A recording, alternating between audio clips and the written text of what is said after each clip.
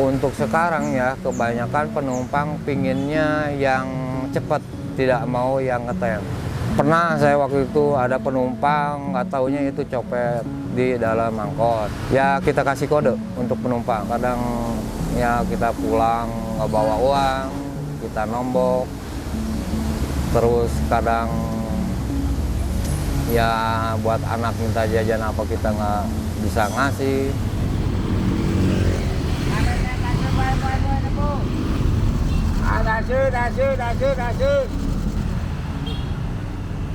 Kota Sejuta Angkot. Sebutan itulah yang kini kian akrab dan dikenal ketimbang julukan aslinya. Ya, Kota Bogor, kota yang berperan sebagai penyangga utama Jakarta. Di balik ingar-bingar kehidupan kota, beserta kesibukan masyarakatnya dari hari ke hari di jalanan kota yang tak pernah sepi. Deru mesin angkot yang beroperasi seolah menjadi saksi dan menyimpan sebuah cerita tersembunyi dari para sopir dalam membawa penumpang mereka dari dan ke ibu kota setiap harinya.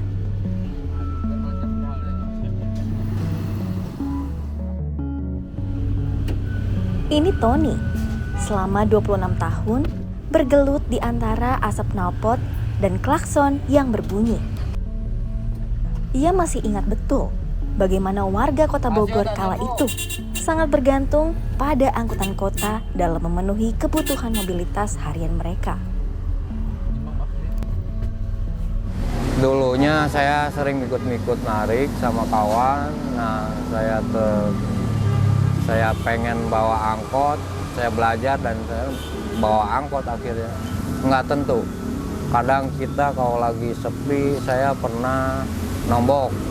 Terus kalau lagi rame, kadang dari 50 sampai 200 ribu. Kebanyakan di hari Sabtu Minggu yang ramenya.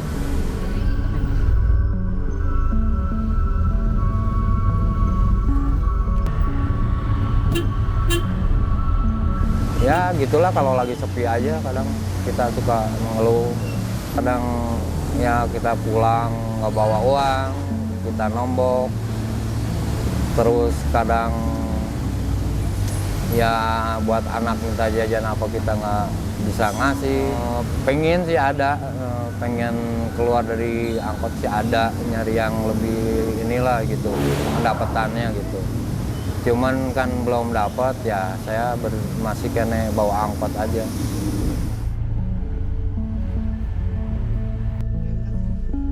Namun, kini ia harus mengakui bahwa angkot yang dibawanya sudah tak seramai dulu.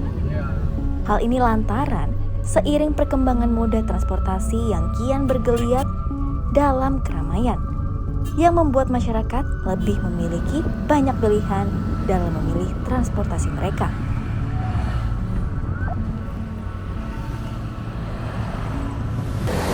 Waktu dulu nggak ada ojek online dan bis kita, itu saya merasakan pendapatan besar terus. Ya merasa nyaman lah, tercukupi.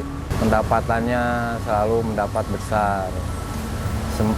Pas ada ojek online dan bis kita agak berkurang pendapatan. Sampai kita pernah, ya itulah nombok gitu. Kadang dapatnya 50, 30 bawa pulang.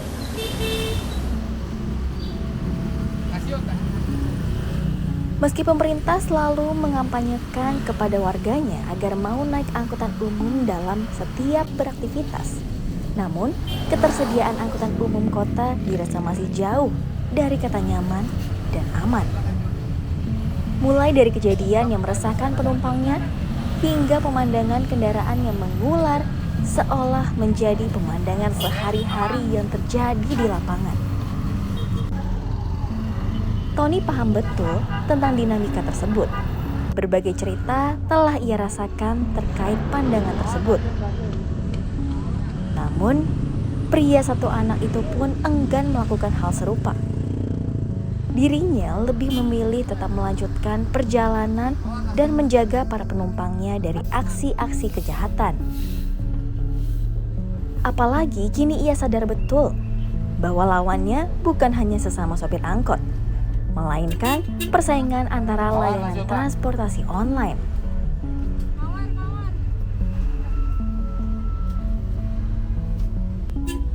Pernah saya waktu itu ada penumpang, nggak taunya itu copet di dalam angkot.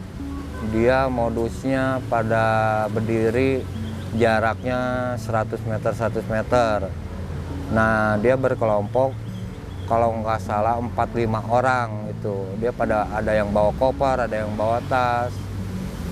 Nah, itu untuk menginihin penumpang, mengambil barang penumpang. Cuman saya tahu itu orangnya, jadi kenal lah gitu orang-orang itunya. Kadang saya suka kasih tahu ke penumpangnya. Ya kita kasih kode untuk penumpang. Kita kasih kode bahwa itu hati-hati lah gitu. Saya kasih kode. Nah mungkin penumpangnya udah ngerti, ya udah. Ya kode pakai tangan, kalau nggak pakai mulut. Wah copet gitu.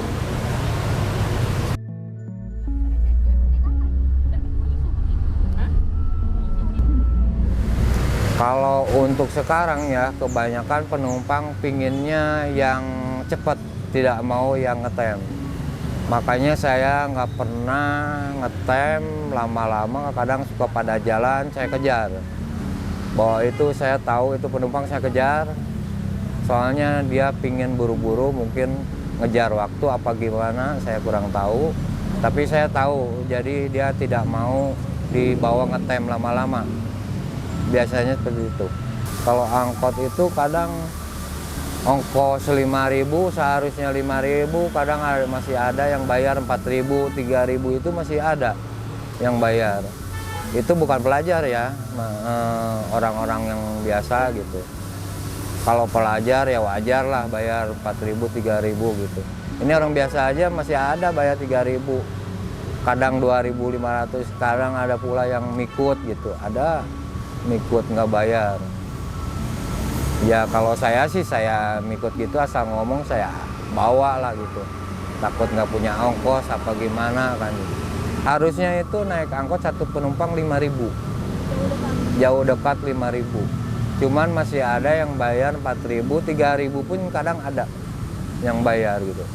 Cuman nggak apa-apa lah, saya emang kadang biarin lah udah gitu. Cuman kalau yang naik banyak sampai 5 orang bayarnya tidak sesuai, kadang saya suka omongin, ibu ini kurang bayarnya.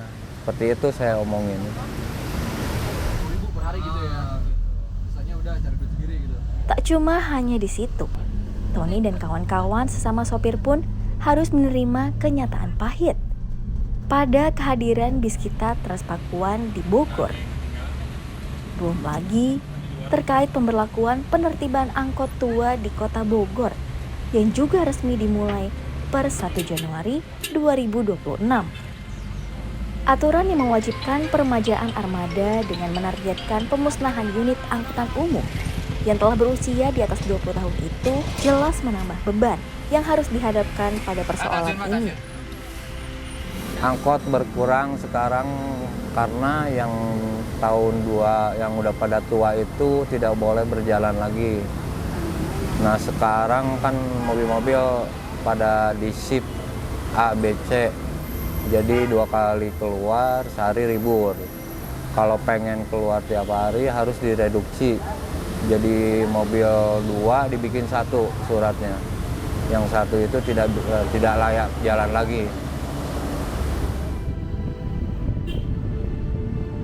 Cuman ada kebijaksanaan juga, katanya mah bisa bawa bis kita.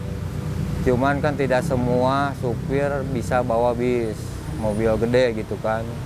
Ada yang bisanya bawa mobil carry doang kan gitu. Ada ini harus bawa bis kita, kadang ada yang nggak bisa bawa kan. Ya merasa keberatan juga sih. Kadang temen-temen itu kalau ada razia dia pada nyumput. Karena pada nyumput dan terus yang ngehindar untuk ngelewatin razia aja. Nah kebanyakan yang udah tidak layak itu biasanya dipakai untuk reduksi. Jadi itu dibikin 2 mobil, dibikin suratnya dibikin jadi 1 dan keluar tiap hari. Jadi tidak kena sip. Yang belum direduksi itu kena SIP ABC. Sari. Meski tak menolak, namun dirinya berharap ada kajian soal penanganan angkot tua oleh pemerintah Kota Bogor.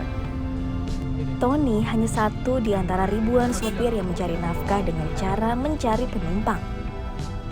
Namun ia bersama sejumlah rekan-rekannya masih tetap semangat menyalakan mesin angkot dengan warna khas hijau yang dibawanya itu. Meski seringkali melibatkan perjuangan hidup yang berat di tengah minimnya penghasilan yang tak menentu. Ya pinginnya sih jangan sampai dihilangin yang tahun-tahun ini gitu. Mobil-mobil yang udah tua itu jangan sampai dihilangin lah gitu. Biar supir itu pada bawa lagi lah gitu, jangan banyak pengangguran lah.